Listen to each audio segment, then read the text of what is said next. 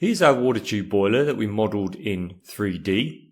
And as you can see, there's quite a lot happening with this boiler. It would be quite difficult to explain using a diagram or perhaps even using the 3D model as it is right now.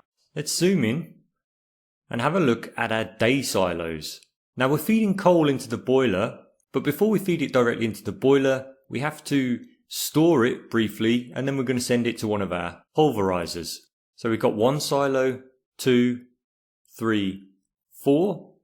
When we pulverize coal, we're essentially reducing its size, drying it, and classifying it. Classifying means that we're sort of passing it through kind of a filter, you could say, in a way, or a grate, and that ensures that the coal is the correct size when it gets to the boiler. We have 2 main air systems associated with the water tube boiler. That is primary air and secondary air. So let's zoom out and we can have a look at those systems because we've pretty much finished with the coal side of things. You can see coal came into the day silo, it dropped down, came down here into the pulverizer, we pulverized it, and then we sent it pneumatically along these tubes, along here, and into this entire area. This item here is an air preheater. We're going to have exhaust gas coming through here, and same on the other side. And then we're going to use that exhaust gas to heat up the air, which passes on this side. And then the air is going to be heated up before it goes to the boiler.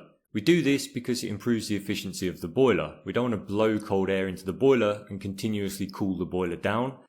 If we don't send dry saturated steam to the turbine, we end up damaging the turbine. So we've got our wet steam. It's got a very high dryness fraction, which means it contains very little moisture, but still a little bit. And it's going to come into our steam drum. In our steam drum, we're going to use baffle plates, scrubbers, and maybe steam cyclones to separate some of that moisture from the steam. The moisture or water drops that get separated can then be recirculated in the boiler. And we're going to transfer that heat to the tubes via radiation or convection. There are 3 ways you can transfer heat: radiation, conduction, and convection.